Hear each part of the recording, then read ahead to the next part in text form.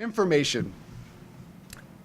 The internet is the most vital tool that has ever been invented for religious information. If you have a smartphone, you have access to the largest religious library that ever has existed.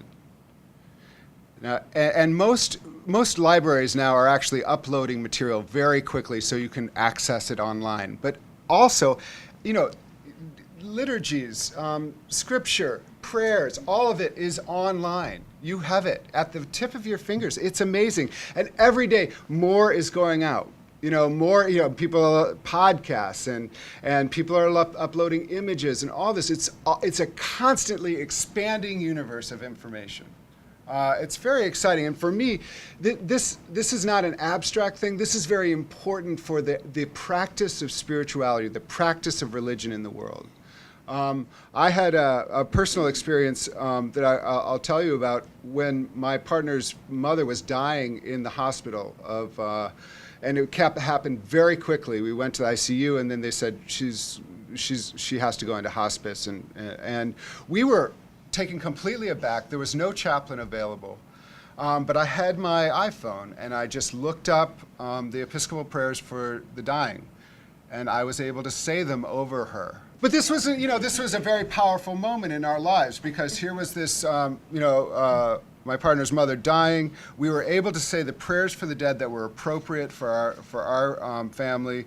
When she died, I was able to say the prayers for the dead, and our experience of grief was transformed by that ability. Now, the Episcopal Church had uploaded the Book of Common Prayer to the web, and it was not easy to find, I have to say, but they had done it, and because I know something about it, I was able to locate it.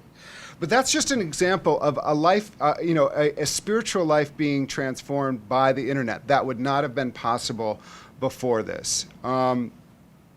So this is not just also about our own faith. It's also about faith of other people. I mean, I grew up in a pretty homogeneous society, and I was just talking to, I was out in Fargo Moorhead talking to a small Lutheran college, and pretty much everyone there was a white Lutheran.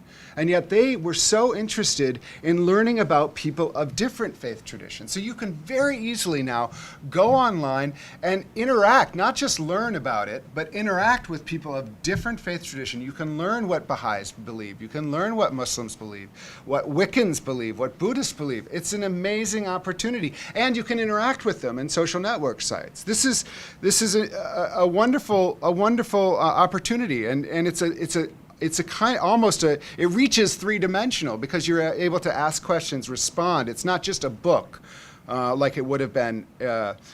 During Ramadan season, for the last 2 Ramadans, we've had a Ramadan live blog that's happened on HuffPost Religion, which every day, scripture, all sorts of things are up. We've had one fellow who is a wonderful imam by the name of Khalid Latif, who is the police. He's a police chaplain as well as the NYU imam, and he wrote a daily reflection. And I was able to follow along with his daily reflection of what it was like to fast during Ramadan, and my spirituality was enriched immeasurably because of this kind of forthcomingness. So, and right now we're in a Lent live blog, and we have all sorts of people blogging and reflecting about what it means to fast during Lent. This is an opportunity for the sharing of information. And it's really wonderful. And I should say, the information is not just something where we receive information. Everyone can share information. So everyone can be both consumers and creators of religious information. This is very powerful. In the past, it was very, we were all received what we could get, and it was much more difficult to be a creator. Not so anymore. All of us can get on Twitter. All of us can be on Facebook. We can all share what we know about religion and spirituality.